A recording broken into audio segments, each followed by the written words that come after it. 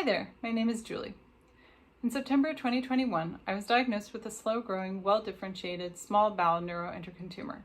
And at the start of February 2022, I had a right hemicolectomy to remove the tumor in my terminal ileum. I'd like to share with you a few things I learned and some items I found useful during my hospital stay and recovery period at home, with the hope that this helps you plan for your own care. First, I found it very helpful to have a way of contacting my primary caregiver, whether he was in another room or in another location entirely. At home, I could have simply used a bell at the side of my bed, but instead I chose to use this little smart button, Flick smart button, which can be set up to do all sorts of things.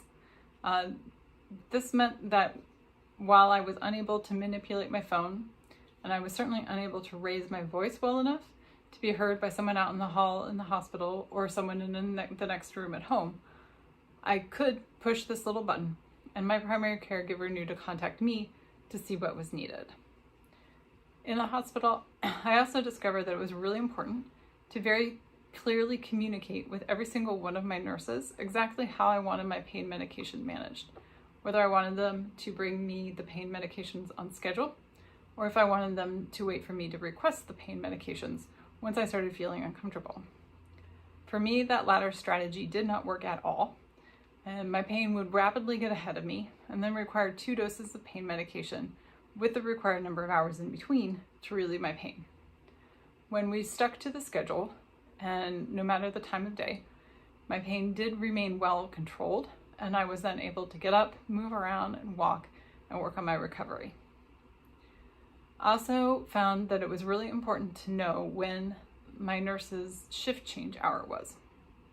I find it difficult to get timely care during that shift change hour, and this meant that it was very good to know when that hour was so that I could schedule ahead of time with my nurse to make sure that I was going to be getting my pain medication on time.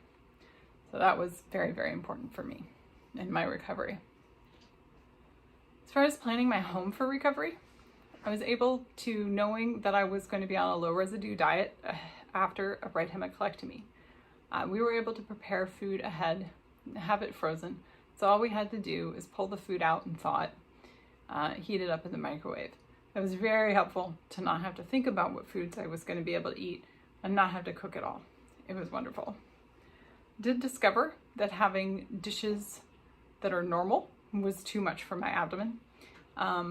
Ceramic dishes and glasses were simply too heavy throughout the course of the day and caused a lot of strain on my abdomen. So we simply switched to lightweight plastic dishes. It was much, much easier to manage.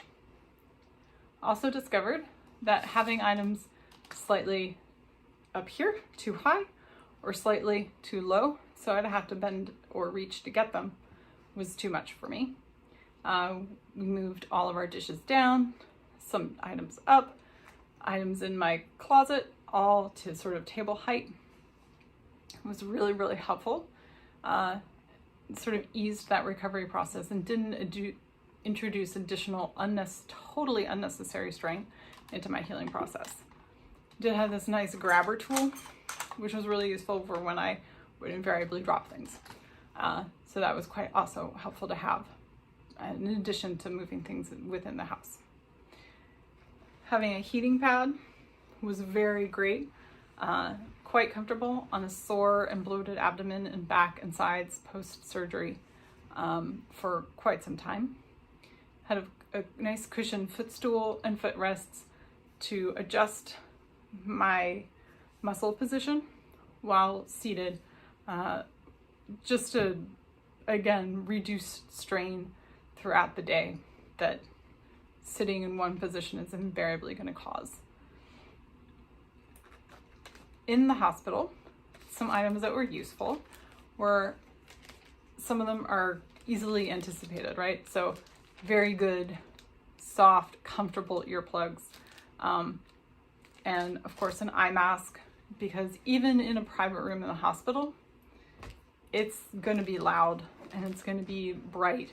Certainly more noise and more light than you might want while you're healing. And of course, things like a long phone charger cord. Unexpectedly, I found these great cup, which was sold as a convalescent cup, even though the box says nursing cup. Very helpful to have a cup that you don't have to sit up to drink from. And once I was able to sit up slightly more, has a nice little sippy cup attachment, which is great for getting just a small amount of nice warm water in my double-walled cup to take with my pills, so I'm not stressing out my abdomen too much with excess water. Along those lines, so I have nice lightweight nosy cups. It has a volume measure so I could track how much I'm getting for the nurses. And the nosy cup, it has this dip, and it's designed so that you don't have to tilt your head back as you drink. You can tilt the cup, which means I was getting less air with every sip of water, which reduced some bloating, which was really, really helpful on my already distended and bloated and sore abdomen after surgery. I also found this little tray, just a cheap little plastic tray, very helpful to sit on the hospital table, bedside table. Kept my items contained. If I knocked them over, they didn't go rolling away or didn't fall on the floor. This was really, really nice.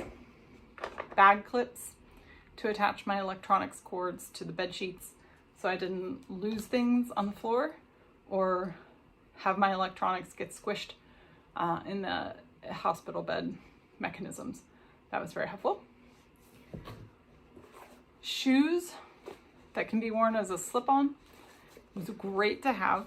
They're took me a long time to find, but something that was nice and stable that I could also wear outside once I was home during recovery, so I could get out without having someone tie my shoes, which took a long time to get to. It was really, really, really helpful.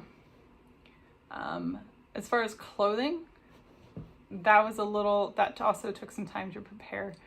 I used a lot of button front, soft knit clothes that were far too large for me normally, but worked nicely over my distended abdomen. I discovered that zip front was very uncomfortable against a sore abdomen, especially with an incision, no matter how short it is.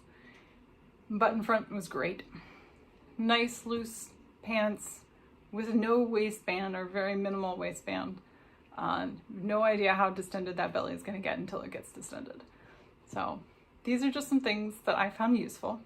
I hope it helps you at least think about how you're going to want to prepare for your surgery and prepare your home, prepare yourself, and I wish you the best of luck.